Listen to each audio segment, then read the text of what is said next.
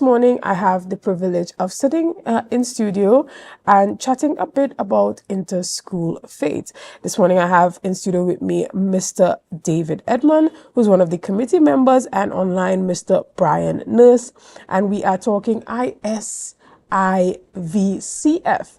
Good morning and welcome. Good morning, Shenell, and to all of your viewers here in Tobago.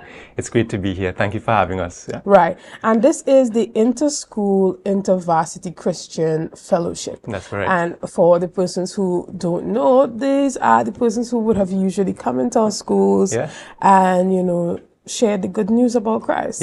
And now you are now having sort of a reunion for all the students who has ever participated in the program since its inception to now. Tell us about that. So Shenell, again, thank you so much for being able to have this conversation with you. Permit me to just briefly, for those persons who don't know about IVCF, to just share a bit about what it is, right? So Inter-School Intervarsity Christian Fellowship. We've been around for more than 60 years here in Trinidad and Tobago, but we're part of an international organization as well, Shenell. It's called International Fellowship of Evangelical Students, where we operate in more than 165 countries around the world. And so it's a privilege that we here in Tobago are part of this large organization. And just as you mentioned, we've been in the schools sharing about faith, and so a crucial aspect of this organization as well, Shenell, is about being able to develop leaders who are able to go into their schools, who are able to go into the society, go into their various spheres of work, and be able to influence wherever they are, being guided by their Christian principles. So it's an honor for us really to be part of this international movement. And just as you said, we're looking forward to having all these persons who were involved so many years ago, and even those persons who are involved now, to be at our AGM reunion that's going to be taking place this Saturday. Right. And we have Mr. Nurse joining us online. We want to welcome him into this discussion, Mr.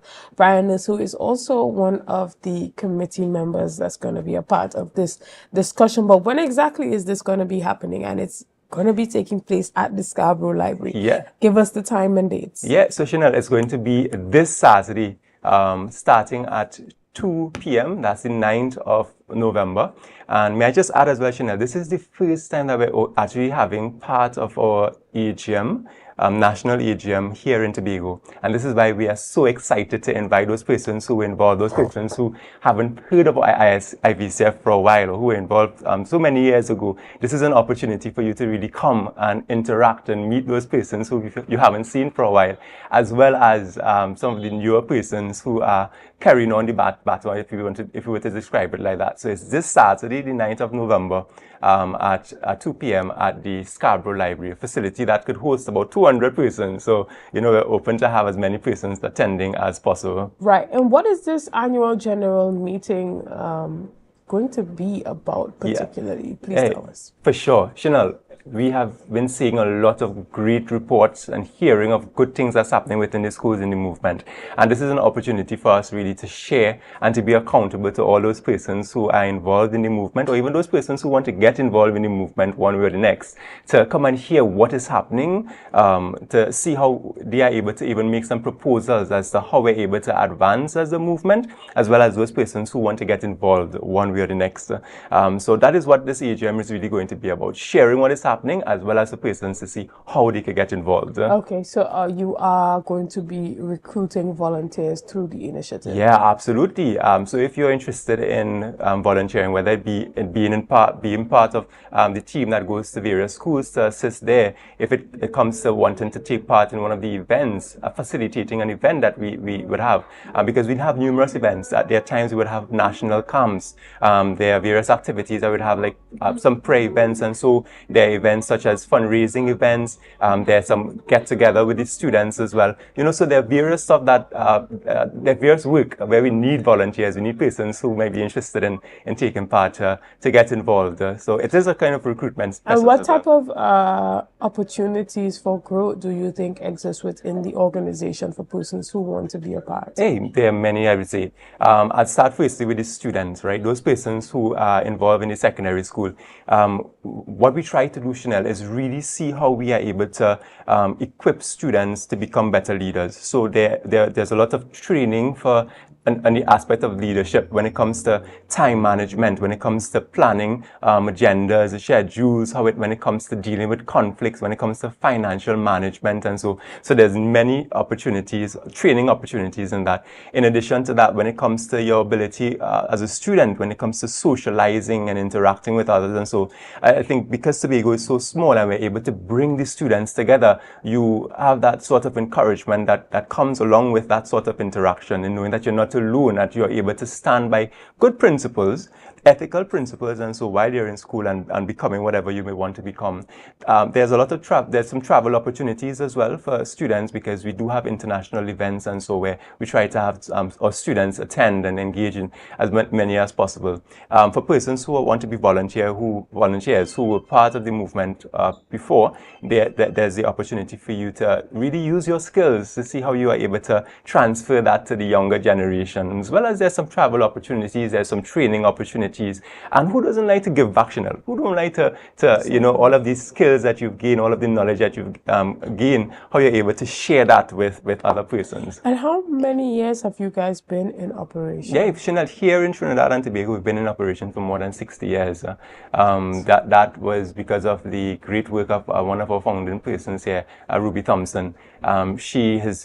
She came from Jamaica, introduced the movement here after she saw it over there, and we've been in existence since then. And we thank God for that, for so many years we've been around and continuing to have so many persons impacted by the movement. Yeah. What do you think are some of the major milestones that you guys have accomplished since your inception or since your time here in Trinidad? Yeah, that's a great question. Let me see. So I think as an organization, being an NGO, one of the areas that we can celebrate and thank God for is the fact that we have been able to acquire a campsite where we use this facility to have our students trained and come together and really be revived, and so and not just for within our movement, but it's also available for persons who may have other NGOs or any other group where you're able to engage in that sort of use of the facility. That's our Turning Point campsite.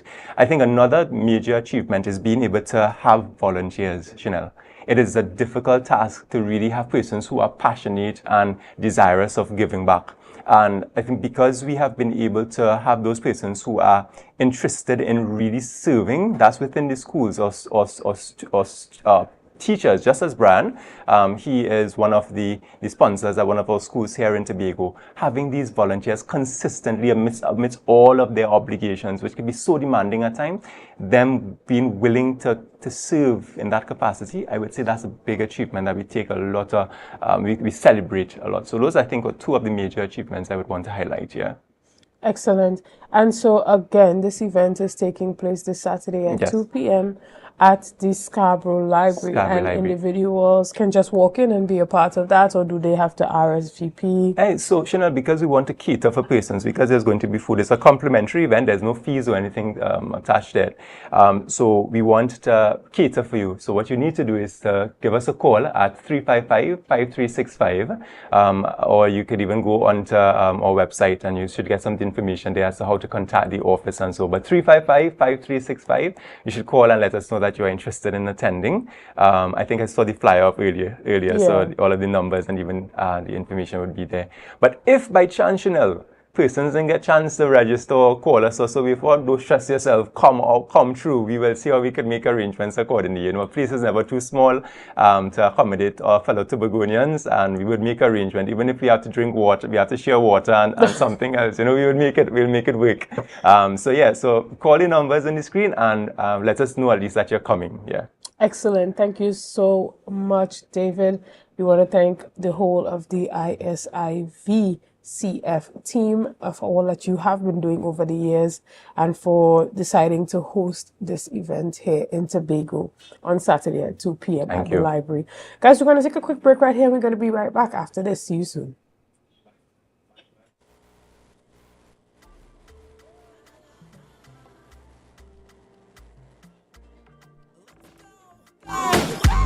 It's a brand new